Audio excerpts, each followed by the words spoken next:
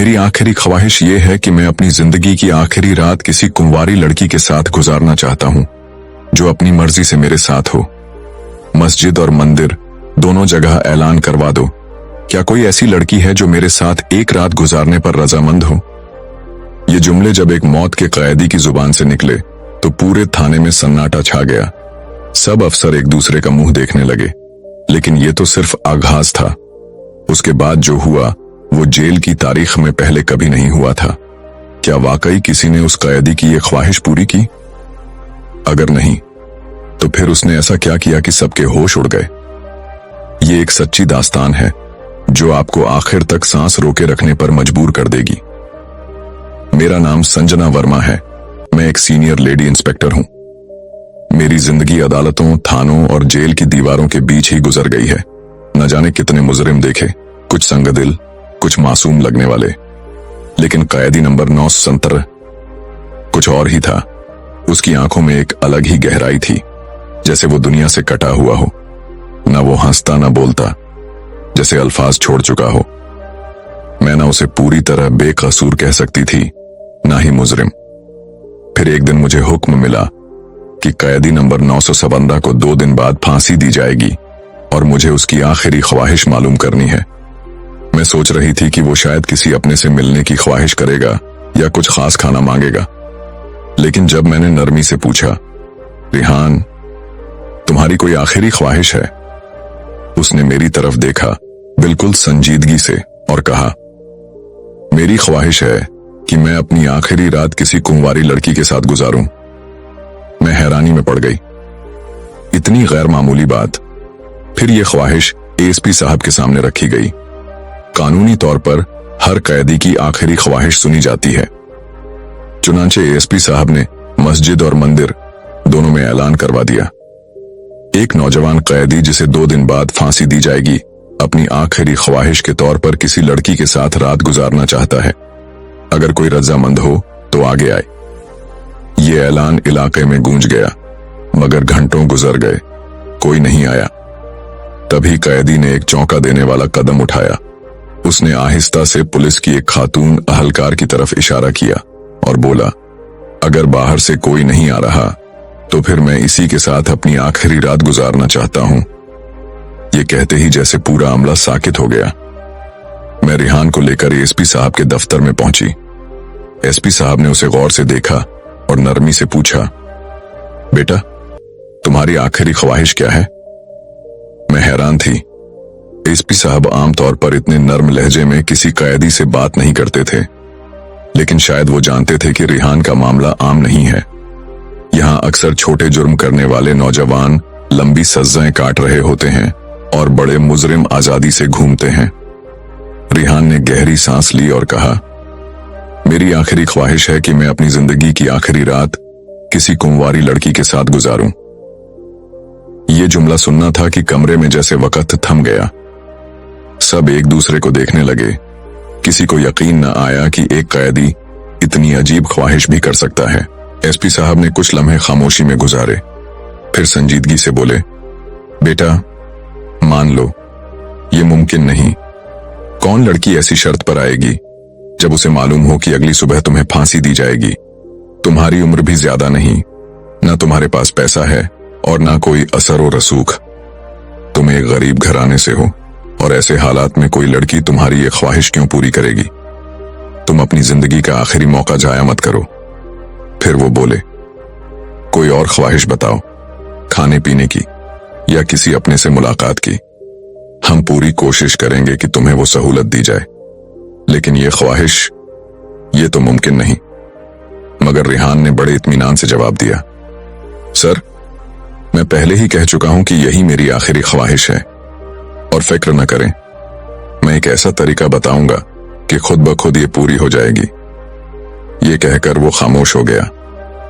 SP साहब ने उसे चौंक कर देखा, जैसे उन्हें शक हुआ हो कि शायद वो किसी जेल की खातून अहलकार की तरफ इशारा न कर दे।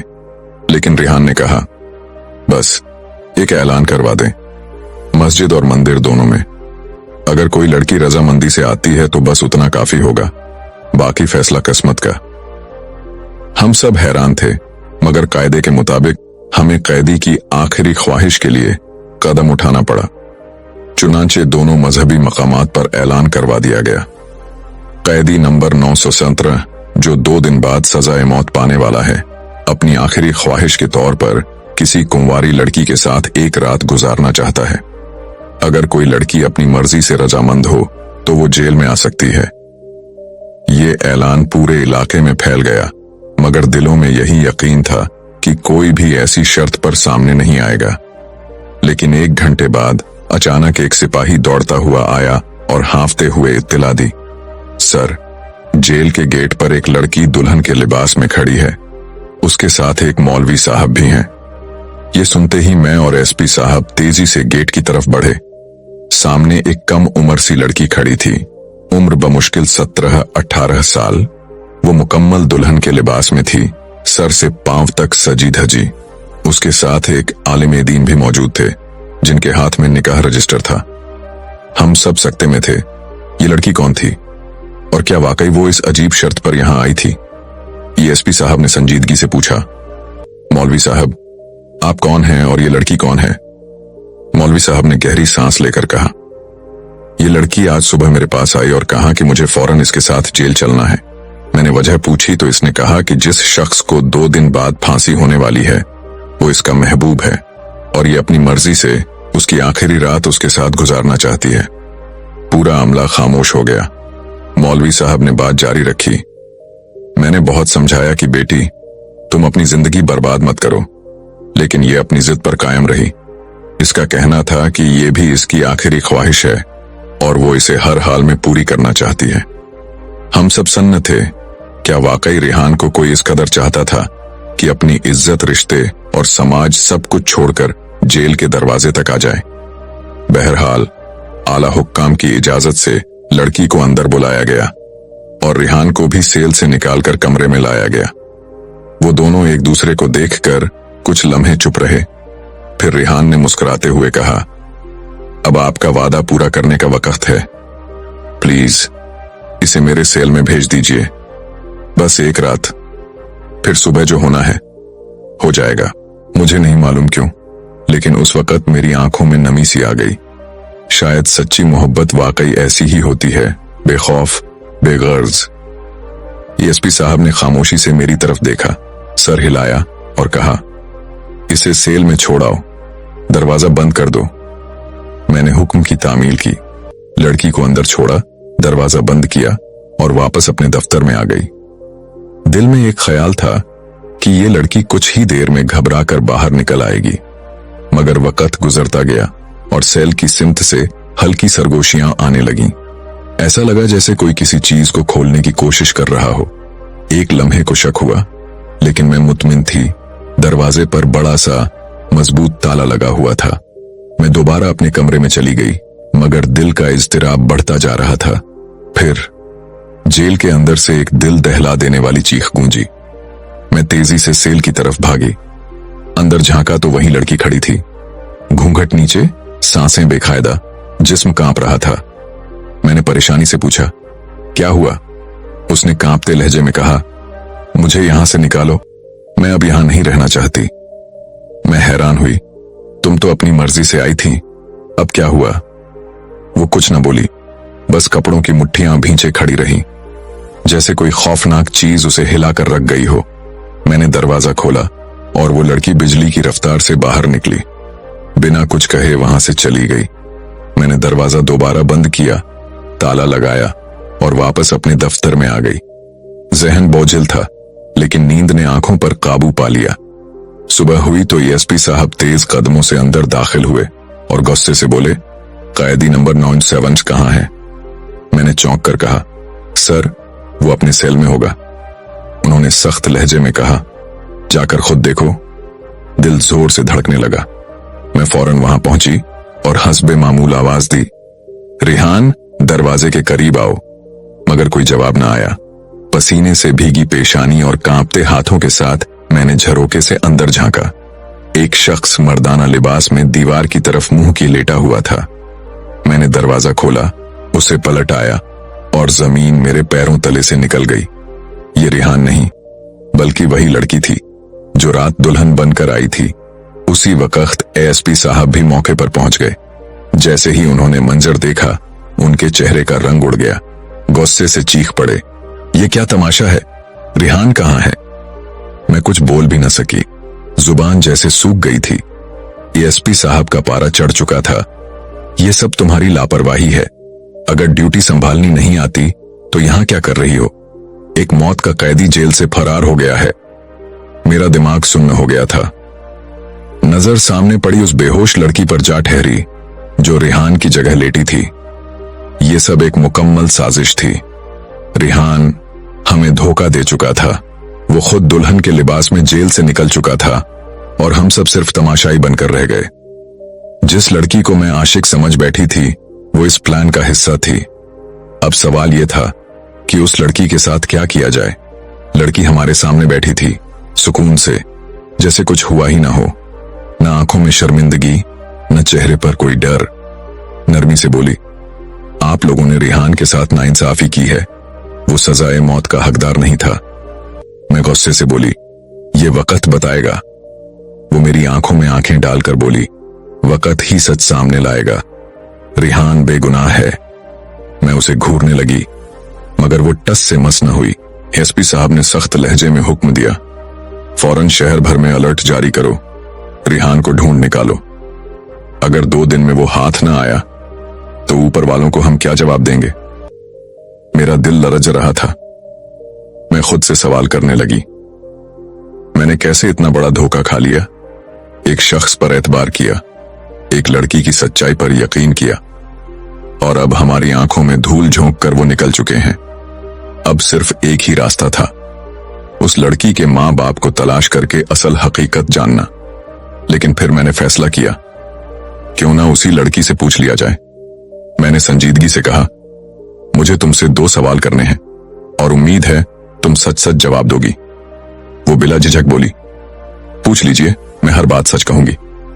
मैंने हैरत से देखा, वो अब भी रिहान को शौहर नहीं, भाई कह रही थी। मैंने सख्त लहजे में पूछा, क्या वो वाकई तुम्हारा भाई है या बस ड्रामा था? वो खामोश हो गई, जैसे अंदर कहीं कुछ टूट रहा हो। फिर आहिस्ता से बोली, नहीं, वो मेरा सगा भाई नहीं है। मैंने और ज्यादा सख्ती से पूछा, तो फिर तुमने ये सब क्यों किया? रिहान से निकाह क्यों किया? और अब अचानक उसे भाई क्यों कह रही हो?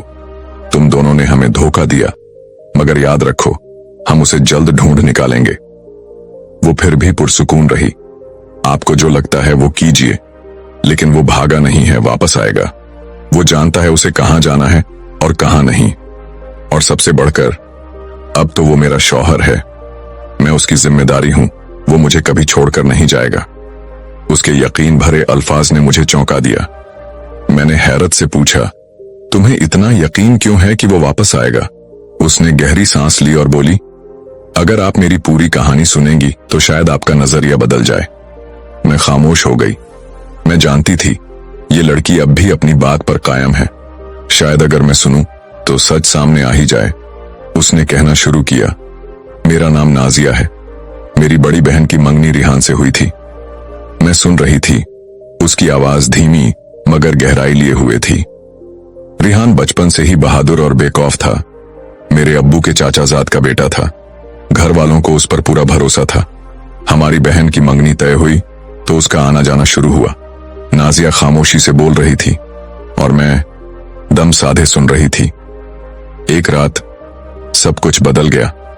नाजिया की आंखों से आंसू बह रहे थे और उसकी आवाज टूट रही थी।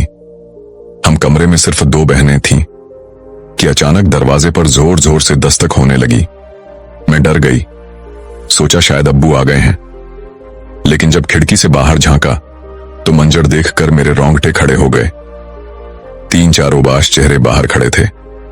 अंदाज से साफ लग रहा था कि वो मामूली लोग नहीं, बदनीयत गुंडे थे। मैं कांप गई, लेकिन दिल को तसल्ली दी कि रिहान भाई अंदर ही हैं। दरवाजे के पीछे से एक भारी आवाज आई, दरवाजा खोलो वरना तोड़ देंगे। मैंने इल्तिजा की, हम 2 बहनें हैं, अकेली हैं, चले जाओ। मगर एक ने कहखा लगाते हुए कहा, हमें पता है अंदर एक लड़का आया है, हमें बेवकूफ मत बनाओ। शोर सुनकर रिहान भाई सामने आए, मुझे इशारा किया कि अंदर जाओ। मैं फौरन कमरे में छुप गई, लेकिन कान लगाए सब सुन रही थी। उनमें से एक बदजबान आदमी ने घटिया बात कही, जिस पर रिहान का खून खोल उठा, मगर उन्होंने खुद पर काबू रखा। अकेला था और वो 4। उन्होंने बातचीत से बात खत्म की, मगर ये सिर्फ शुरुआत थी। आने वाले दिनों में ये रोज का तमाशा बन गया। जैसे ही अब्बा घर से निकलते, वो गुंडे दरवाजे के आसपास मंडलाने लगते। और फिर एक रात वो हुआ जिसने सब कुछ बदल दिया। हमारी बड़ी बहन अपने कमरे में सो रही थी जब खिड़की तोड़ने की आवाज आई। कोई अंदर घुसने की कोशिश कर रहा था। उसी वक्त रिहान भाई भी आ चुके थे। उन्होंने अपनी आंखों से एक बदमाश को खिड़की फांदते देखा। बस गैरत का तूफान आ गया। रिहान ने लड़ाई की और वही हुआ जिसका कोई तसव्वुर भी न करता था। उस लड़ाई में मेरी बहन मारी गई। रिहान के हाथों एक ऐसा जुर्म हुआ जिसकी सजा सज्जाए मौत बनी, मगर वो असल मुजरिम आज भी आजाद हैं। नाजिया की आवाज कांप रही थी। रिहान ने कोई गुनाह नहीं किया। उसने हमारी इज्जत बचाई। अगर हम ताकतवर होते, अगर हमारा ताल्लुक किसी असर और रसूख वाले खानदान से होता, तो शायद इंसाफ मिलता। फिर उसने वो बात कही जिसने हमें अंदर तक हिला दिया। रिहान की मां ने मुझसे कहा था, अगर एक बेटी को कुर्बान करके मेरा बेटा बच सकता है तो मैं वो कुर्बानी दूंगी। मैं इनकार न कर सकी। मैं सुन रही थी जैसे जिस्म साकित हो गया हो। इस मंसूबे का हर कदम तय था। नाजिया बोली, रिहान शहर के एक बड़े वकील के पास गया, वही वकील जिसकी जान उसने कभी बचाई थी। रिहान की मदद से वो वकील अदालत में आया, केस लड़ा और आखिरकार सच सामने आ गया। रिहान बेगुनाह साबित हुआ। अदालत ने फैसला सुनाया। रिहान को बाइज्जत बरी किया जाता है। ये एक मुअजिजा था। मोहब्बत, सच्चाई और कुर्बानी जीत गई थी। मैं खामोश बैठी थी। कुछ कहने की हिम्मत नहीं बची थी। रिहान की मां का यकीन, नाजिया की कुर्बानी और एक नौजवान का सुकूत, सब कुछ मेरे दिल में नक्श हो चुका था। ये वाकया आज भी मेरे दिल में ताजा है। जब भी याद आता है, रूह कांप जाती है। अगर ये वाकया आपके दिल को छू गया हो तो अपनी राय कमेंट्स में जरूर दीजिए। क्या रिहान के साथ इंसाफ हुआ? क्या ऐसी मोहब्बत और कुर्बानी आज भी मुमकिन है? अगर आपको ये वीडियो पसंद आई हो तो लाइक कीजिए, शेयर कीजिए और मजीद सच्ची